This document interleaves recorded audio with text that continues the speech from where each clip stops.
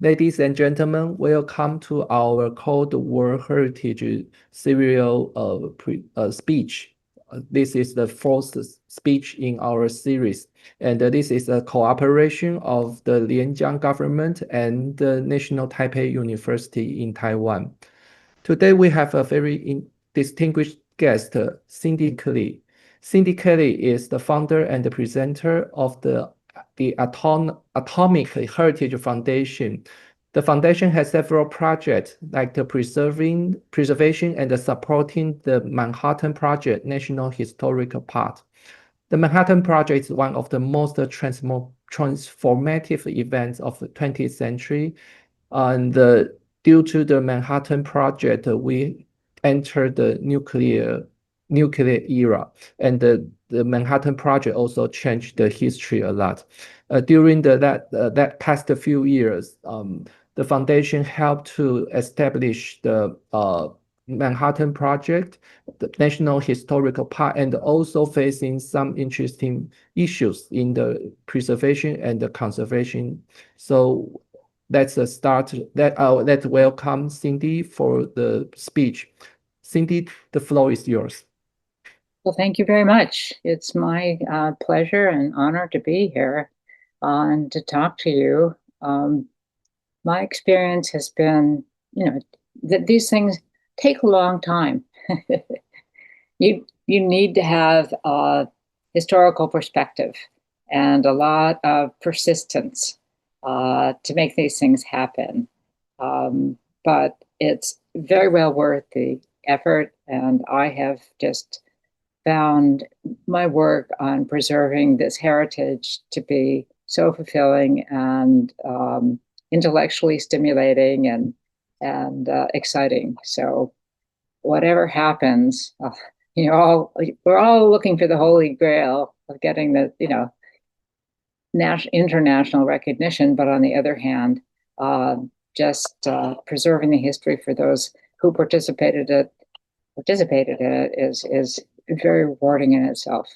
So I started working on the Manhattan Project after some 20 years in the federal government here in the United States, doing things that were not related at all.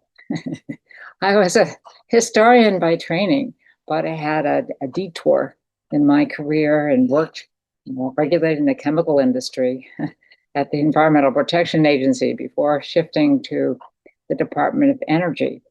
And in the United States, the Department of Energy is a successor agency to the Manhattan Project. So Manhattan Project basically ended after World War II. It's just a World War II effort, top secret. And then in 1946, they established the Atomic Energy Commission to take over development of nuclear weapons and research, and then that morphed into Department of Energy. So when I arrived there in the 1990s, as an historian, I was appalled that they weren't going to save any of the Manhattan Project-related properties that I thought were really important to our history. So that's what got me started on working on this for over, it's almost now 30 years. But let me tell you the backstory. The next slide. So the official timeline for getting a park was 12 years. I'm just using not the time I spent working up to 2003, but 2003 Congress, I was able to convince enough senators in the Congress to take an interest in this, and they had hearings to determine whether they ought to even consider, or what the first step for creating a national park is to charge our National Park Service with studying. Is this appropriate? Is this doable? Is it manageable? Is it feasible? Is it anything? Is it an important part of U.S. history? It's very parallel to the questions that you have to answer in putting together a World Heritage Site nomination, except that it's a national level scope instead of a universal one. But it's the same kind of exercise. So that study took 12 years, partly because the National Park Service was very much afraid of the radioactive contamination that remained in many of the buildings associated with the Manhattan Project that were used to produce plutonium or enrich uranium and those kinds of things. They didn't want to become the landlords to that because they had no expertise. And how do you decommission these things? How do you dispose of them? And that's what the Department of Energy has gotten involved in. And so the final agreement was to split responsibility for the park between these two agencies. So at any rate, I just know from experience that getting the park together took a lot of parties collaborating and cooperating, and that was just working within the politics of the United States. But getting a UNESCO is really even more formidable a challenge because you're dealing with the entire world. But at any rate, here are statues that were created. Oppenheimer is on the left. He's the director of the scientific work that was centered at Los Alamos. And on the right is General Leslie Groves, who was the dynamo for the Army that directed the whole project. I'll talk more about him later. Next slide. Anyway, just a little backup.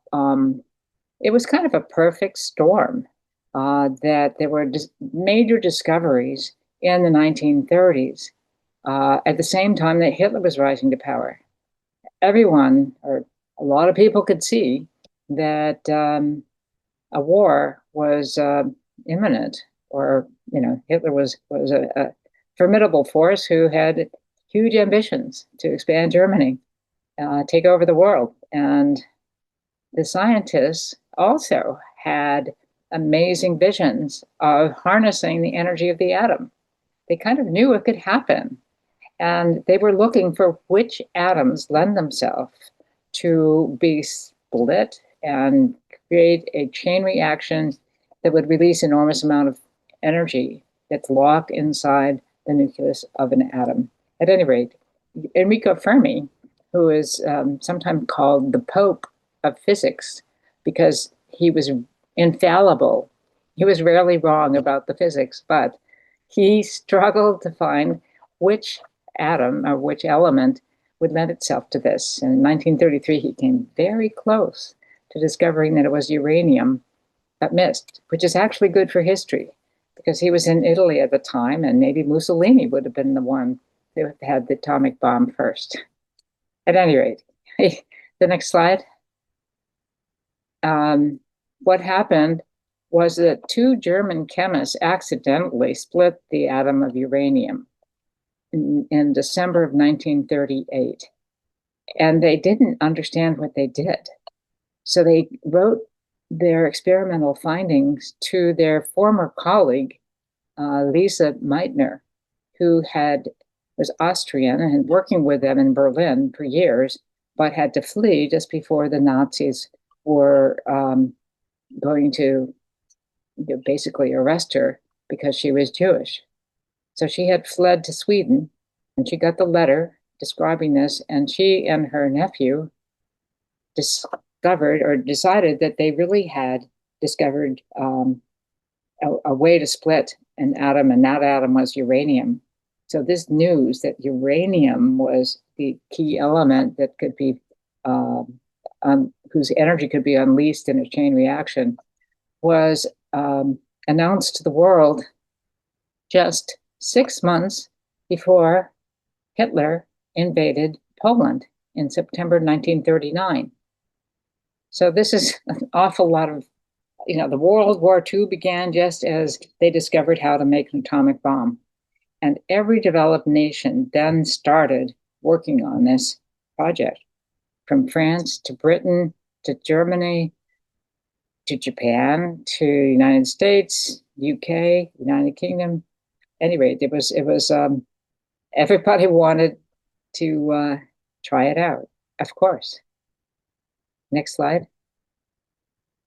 So that word came to our US President, Franklin Delano Roosevelt, via a letter from Albert Einstein, then the world's most famous scientist, who warned that the Germans were on this research to develop a weapon, and whoever had this weapon could win the war. And it was so powerful, it could wipe out with one bomb an entire city. And Roosevelt, when he was briefed, he said, "You're wanting us to get this so we don't get wiped out." And his briefer said yes. And so he said, "All right, I'll support that effort." But, it took quite a while, a year and a half had gone by since the discovery of fission before the United States really got a formal project to look into the possibility of an atomic bomb. And fatefully, December 6, 1941, next slide, is the day before December 7, 1941, which is the date of the Pearl Harbor bombing that prompted the United States to get into World War II. So it was a fateful decision and another timing. Of course, there are conspiracy theories that Roosevelt knew the bombing was coming. Who knows? I don't know. I'm not suggesting that, but anyway, next slide. Niels Bohr, who was a Danish physicist and one of the most respected in the world at the time, said you couldn't have a Manhattan Project, you couldn't develop an atomic bomb without turning the entire United States into one huge factory. The British were way ahead of the United States scientists in terms of figuring out this could be a really powerful bomb, and we could do it. And the fission, the uranium atoms could be split using a gaseous diffusion process. And they kind of mapped it out. But they said to do these things, you need huge facilities. And we're getting bombed every night to smithereens. I mean, the Blitz was going on. They couldn't build, they didn't have the resources. But even if they did, it wasn't a good place to build huge production factories. So it took a while, but the Army was appointed by Roosevelt to be in charge of the project, and it was the Army Corps of Engineers who were really the construction geniuses, and General Groves, here with the hat in the right-hand side, the dynamo, who had built the Pentagon and was in charge of all of the military buildup prior to World War II for the United States, building Army field, Army offices and tents and, barracks and munitions plants and getting American corporations geared up to build more tanks and planes and ships and whatever. He was put in charge of the Manhattan Project. And the day after he was appointed in September 1942, he chose Oak Ridge as the site. This is a place in Tennessee. You can see the Oak Ridge on the bottom. That's a picture of the world's largest roofed building at the time. It was a mile long, 3,000 repeating units of a cascade to gradually wean out the fissile isotope of uranium. At any rate, it's less than 1%. So it took a lot of iterations of this process to create a small amount of U-235, which you need for a bomb. Anyway, so Oak Ridge, Tennessee, he chose right away. He chose a site in eastern Washington state. It's called Hanford. You can see up in the left-hand corner. The mountain scenery in the middle of the United States toward the west, that's Los Alamos. There were other sites involved. Berkeley is the wooden door there. That's University of California, Berkeley. They had, probably 5,000 people working there. Chicago, the university got involved. They had 5,000 people working there in New York as well. Another 5,000 people working at Columbia University and at various sites in Manhattan. So there were a lot of places that are not in the park per se, but we chose the three sites, or that's what came out of the study, that have an ongoing mission related to nuclear weapons, a presence of the Department of Energy who can take care of these properties if anything goes astray. I mean, it's a problem with radioactive contamination. Anyway, but it really took the entire country. There were 38 states involved. I mean, of the 50 states, 38 of them had some role through a laboratory or through corporations, small businesses that contributed. Some of them didn't know they were contributing to this project. They were just told this is for the war effort. Next slide. So there's the Man of the Hour, of course, was featured in a film called Oppenheimer that really did great things for the visitation to our parks and the interest in our website and all of that, which is great. It really did galvanize public interest in this. But he was really a brilliant physicist. As I mentioned, General Groves was the man in charge. He chose him, but no one recommended him. Everybody he consulted with and said, well, I'm thinking about choosing Robert Oppenheimer. And they said, no, why?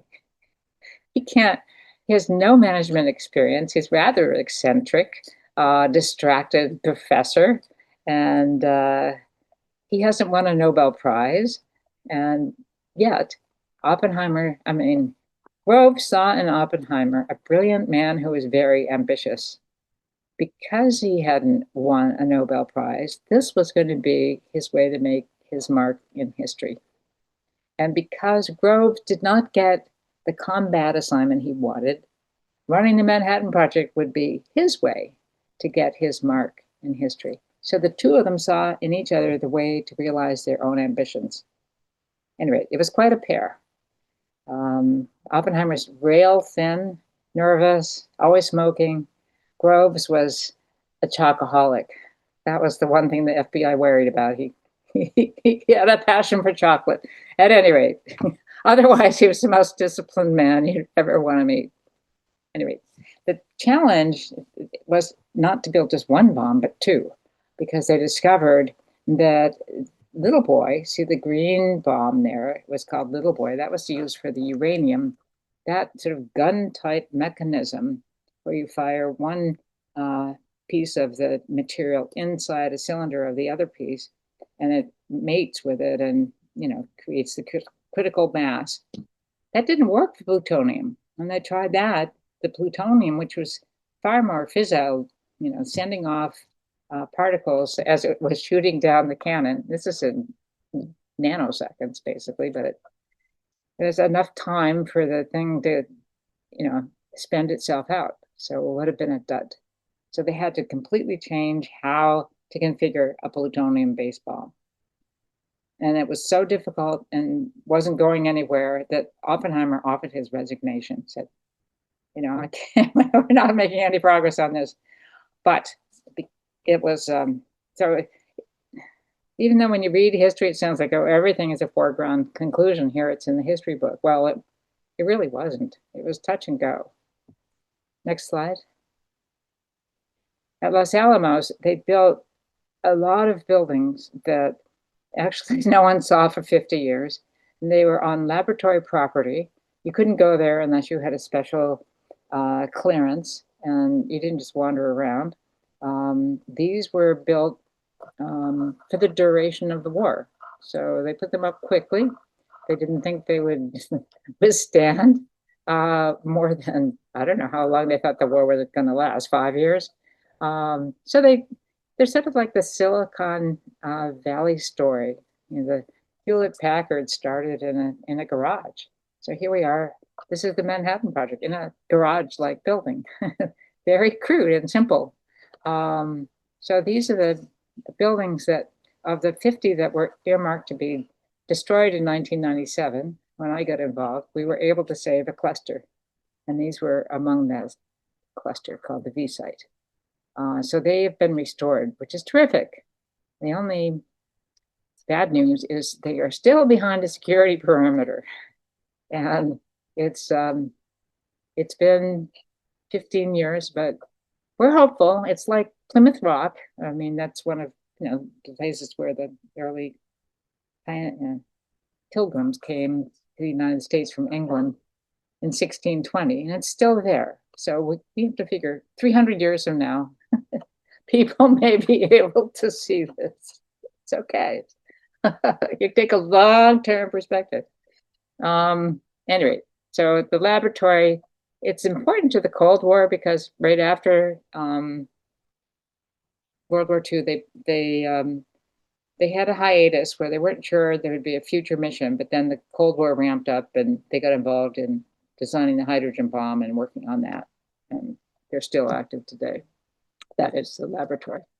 And this split of responsibility where the Department of Energy managed the resources, the facilities, physical property, and the National Park Service provides interpretive storytelling. That's sort of how it works. Next slide. And the Hanford was 580 square miles. It's as big as one of our states, Rhode Island, on the East Coast. It's huge. But only 10% was actually used for facilities. So 90% was uncontaminated. And interestingly enough, it's kind of like your islands where you have interesting ecological niche. You have flora and fauna growing there that Thomas Jefferson's party that was looking for the Northwest Passage in early 1800s had found in their notes. I mean, species of plants you don't find normally. That they were preserved here at Hanford on now that we call it a reserve. Anyway, so there's some good things that happen and sort of parallel to what happened in Matsu Islands. Anyway, this is our first the first reactor, and it's open. It's people can go into it. We've managed to preserve it. And next slide. Next slide. This is a picture of the control room. So you can go and see how primitive the dials and knobs were. And they did all this with no electronics. I don't know how they did it. No computers. It's phenomenal. The whole Manhattan Project, that they were able to pull this off in such a 27 months from start to finish. At any rate, this is where they produced the plutonium that is in the Hanford that was used on the Trinity test. This is an explosion in the desert of Alamogordo in New Mexico in July 1945. They were not at all sure that the Fat Man bomb, the design that they came up with for plutonium, was going to work. So that's why they tested it. And then they used what they had for the Nagasaki bomb.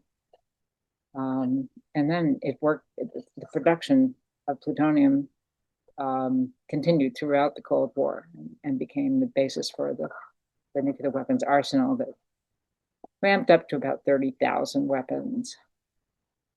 Fortunately, it's back down to about 12 now. So then the B reactor and companion plant is not just the reactor. You have to separate from the fuel rod the plutonium in a big chemical separation plant, and some other pre-war structures remain to be seen.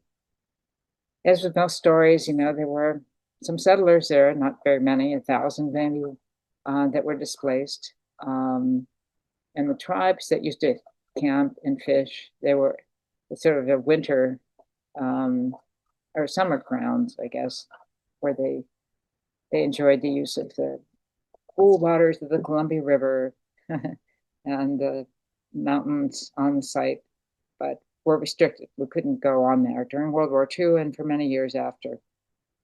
And there's a legacy of environmental contamination and lots of cleanup costs. Next slide. Oak Ridge, this is where they produce the enriched uranium. And they had like 3 parallel processes to produce it. One of them was here in what they call Y12 plant, using electromagnetic separation in a machine they called Calutron, after California cyclotron, and sort of merged, created a new word.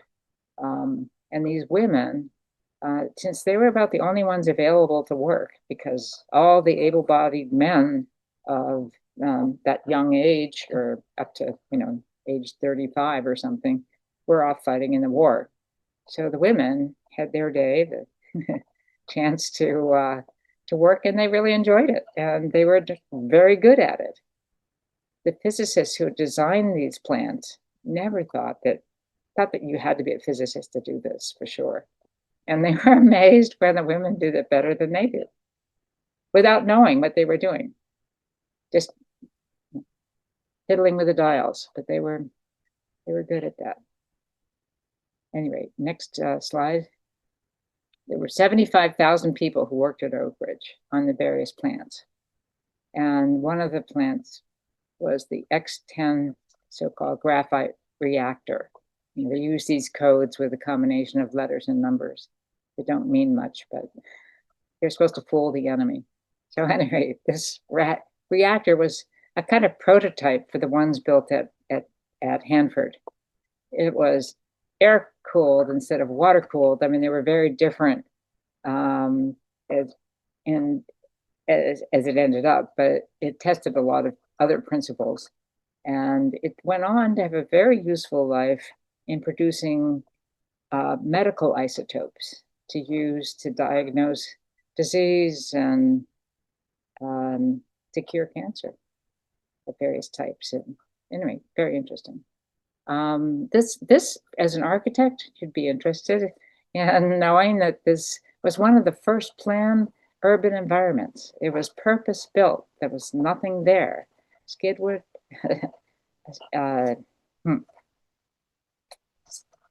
I'm saying Skidwood. That's not quite right. Anyway, SMO, Marilyn Owens, became the architects, and they designed, a city that population was supposed to initially be like 10,000, and turned out to be 75,000. And they put the houses along the contours of the hills. They kind of integrated it with the landscape, which was Oak Ridge. You talk about ridges that were, had lots of trees. And so they had, but they protected the valleys in between the ridges, put the roads on top of the ridge, and you could look down into the valley with the trees. I mean, it was very, very thoughtfully done. And in fact, you can go to Oak Ridge now and drive around the community, and they're the same houses built 80 years ago that have lasted. Some of them now have, a little garage, or, they've added something in the front or the back, but by and large, they're the same. And they've really stood the test of time. Anyway, everything had to be walkable. So you had shopping centers and schools that were easily walkable from the neighborhood. Anyway, this is where they produced the fuel for the Hiroshima bomb, and then for civilian reactors throughout the Cold War. Next slide. So anyway, I've already mentioned that the park that was created is co-managed by these 2 different agencies. So one park, and has 3 sites and countless stories. Next slide. So challenges, if you go ahead, for a UNESCO nomination, it is a very competitive process, I'm sure you know. The United States has something like 27 sites on the UNESCO list at the time, at this time, and 17 that are in this category of tentative list. But almost all of them, well, half of them are cultural, that is historical or archaeological and half of them are natural wonders, like the Grand Canyon or the Redwood Park with tall redwood trees in California. What we don't have is a lot of contemporary history, contemporary being the last 100 years. That's not too contemporary, but it's George Washington's home, Mount Vernon, is on the tentative list. I mean, he's safe, but it's a pretty political process, shall we say. You need strong champions, as I did for the Manhattan Project National Historical Park. It turned out having 3 sites in 3 different states, it sounds like, oh, this is going to be cumbersome, but it's actually the only way we're able to achieve it, because we had 6 senators. And it turned out there were 3 of them were Republican and 3 were Democrat. And back, 10 years ago, even just 10 years ago, it was much more bipartisan. And they loved the history and they were proud of what happened in their particular site. And so they joined forces to get this through. So it was really, it was a godsend. It was a godsend. It was great to have these champions. And of course, all of that meant you had to have support from the local communities. And because the congressman won't do something that the community does not want. So you start at the bottom and work your way up. Or you work both ends at once. And basically, that's what happened too. So we are unfortunately still dealing with the environmental contamination, and there are suits and strife associated with people who were exposed unwittingly to releases from these sites. So they're called downwinders. And that's an issue. Globally, this is a very controversial, divisive topic. The UN now has a resolution that was put through by the mayors of the world. And I think there are now 8,000 mayors have united under the leadership of Hiroshima and Nagasaki mayors to forbid future nuclear weapons and call for the disarmament. Only the 9 nuclear possessing states have opposed this. Not surprisingly, but it's still a very divisive issue and tricky. I'm really speaking more of whether we would try to make the Manhattan Project sites a UNESCO World Heritage Site. That would be very tricky. And some people have thought about all this and suggested that we kind of embrace a larger story, a larger nuclear narrative to include Hiroshima, which is now a World Heritage Site, the Peace Memorial, and the Bikini Atoll, which is where a lot of the testing happened in the Pacific between 1946 and 1958, and maybe other sites, and make it more of an international story. That's possible, but you need someone to take that on and be determined and get it done. And I'm going to rest on my laurels. I think I'll leave that to someone else to do. Happy to support them, but it would be a big undertaking. Another 20 some years, 40. I don't know how long it would take. And then, of course, in our case, the United States funding is not just precarious, but suspended. Right now, the parks are closed, and this is a kind of a bad time to suggest expanding this idea. But that's not to say, your situation is very different.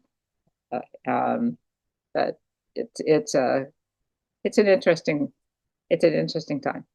So I'm very happy that we were able to get through Congress in 2015 this bill for the park.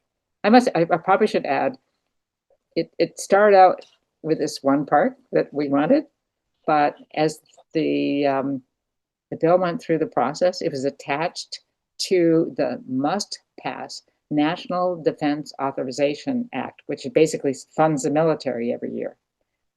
So that's a very safe bill. I mean, it almost always passes. So everybody wants to add their, most wanted piece of legislation because it could, like a Christmas tree, it would just go, it would be taken up.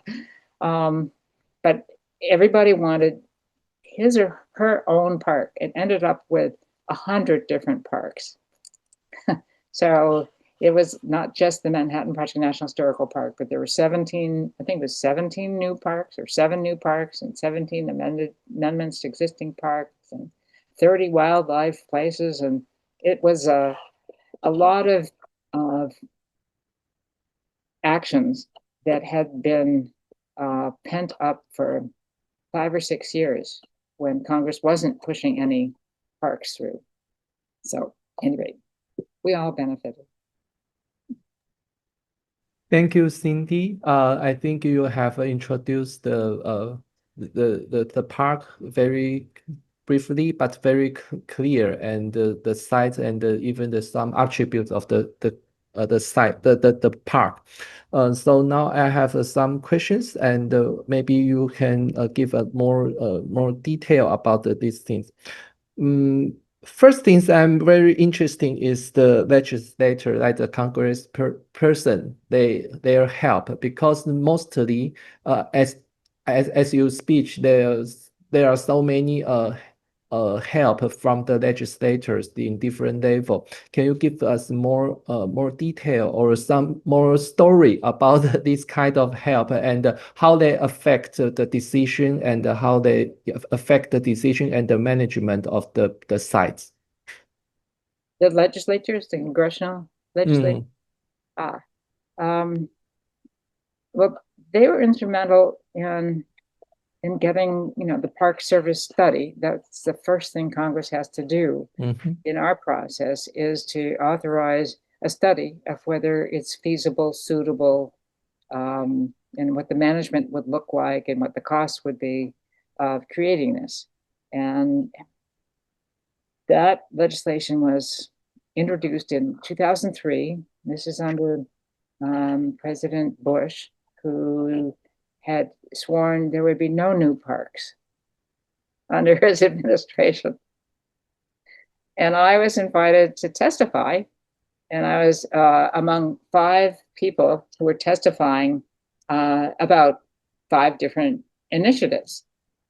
And the first 4 people who spoke before me, and then myself, and then the final person was from the Park Service, and they were there to relay the official, Bush administration position.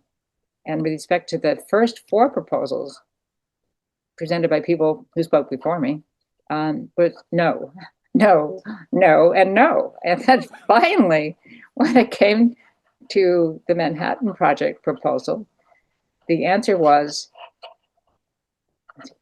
he said, we are not opposed, which was, a ringing endorsement. I mean, he didn't say we embrace it. He just said we are not opposed, which was terrific.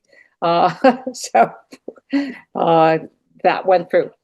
But that was, not the best timing to have, an administration that said no new parks. And we did get their authorization, I think partly because it was a military effort. So it really had a lot of people, a lot of very conservative elements were very supportive of this.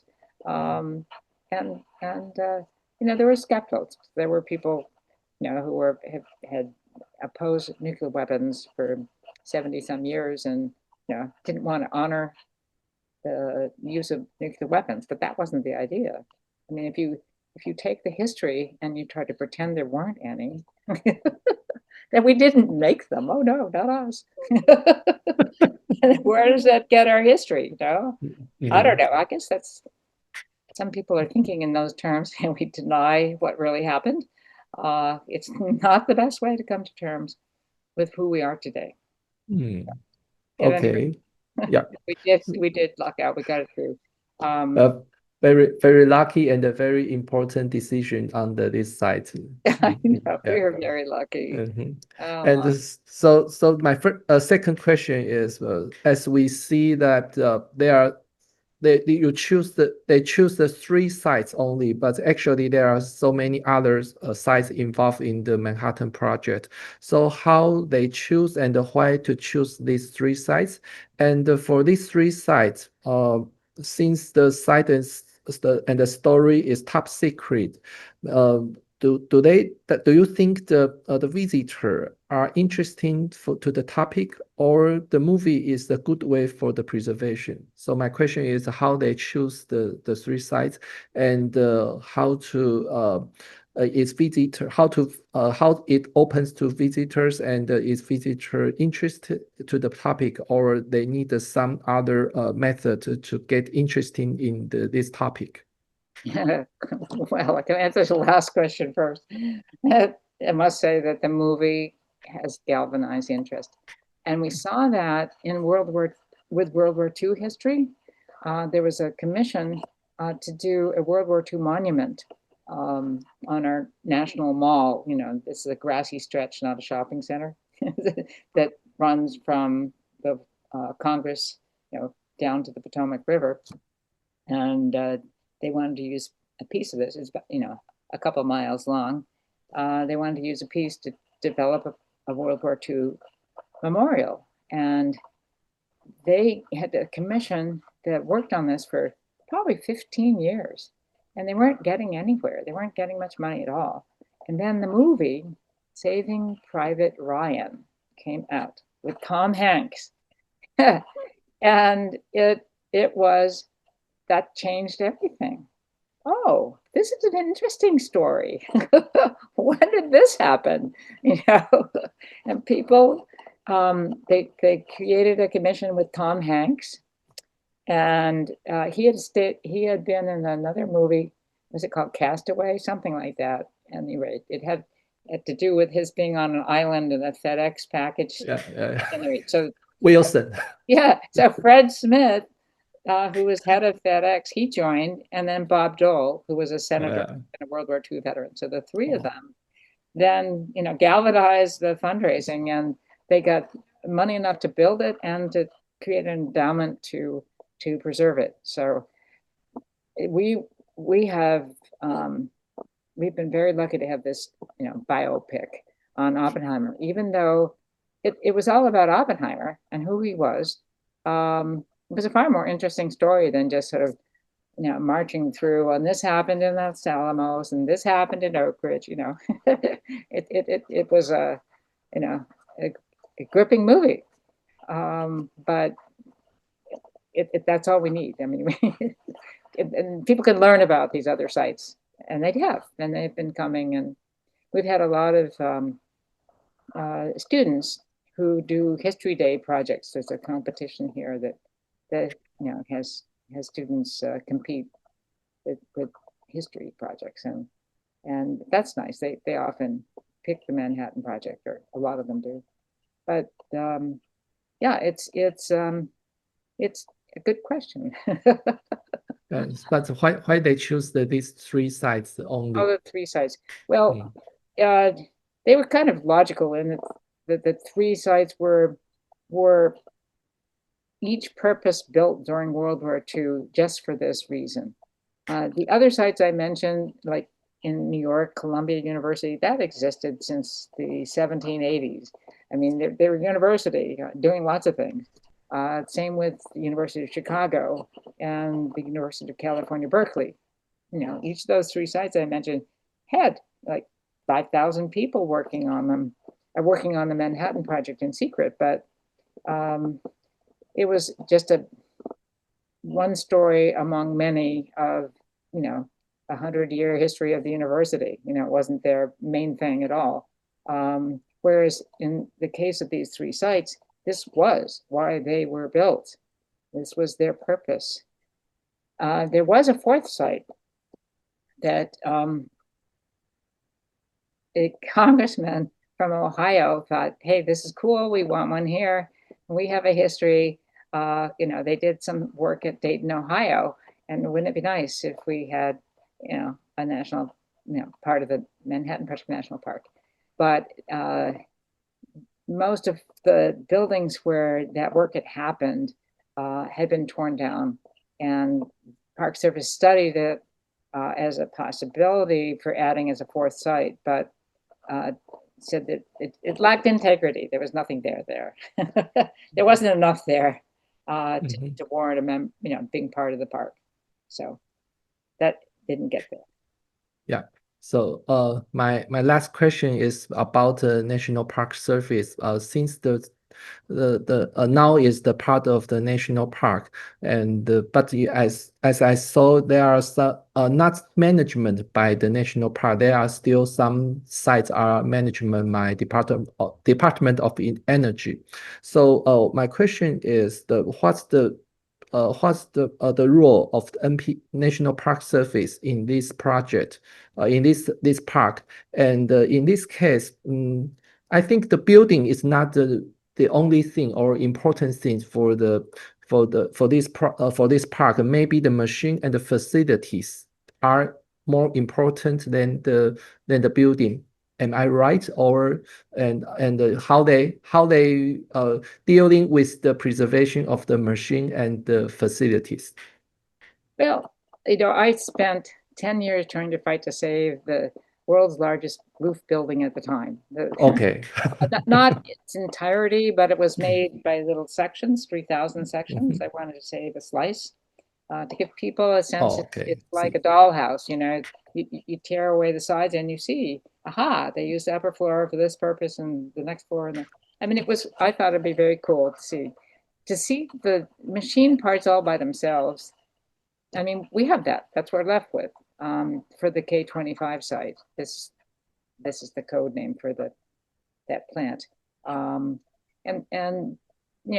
They've done it what they could to preserve the site so you can stand there and you look at this huge field spreading before you. But it doesn't. Having seen the whole thing standing there and having seen various pieces of it, I thought that would be more powerful. But the contractors had I think an incentive. They got extra money if they took it down faster, better, quicker. I don't know. Anyway, they won and they got permission to take it all down. And we got an interpretive center. So, it's certainly a lot better than nothing. And the interpretive center is quite nice.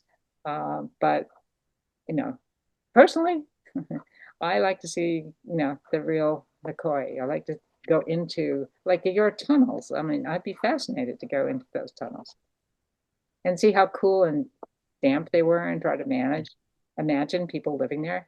We were in France and went into the tunnels of the Maginot Line near Strasbourg. It is eerie, and you can see these people. The soldiers were hiding out, living there. They even had an operating room, in case someone had appendicitis or something. They didn't have to go, and reveal their hideout by rushing off to the hospital. I think he had operated on right there and then. I don't know. It's really wonderful to be able to be in a space and imagine what it was like. Thank you, Cindy. I think your discussion will also inspire us about other sides of conservation and will help us to facing the difficulty in our conservation of Mazu and the Kinmen. So thank you very much for your speech. Well, you're very welcome. It was my pleasure, and best of luck.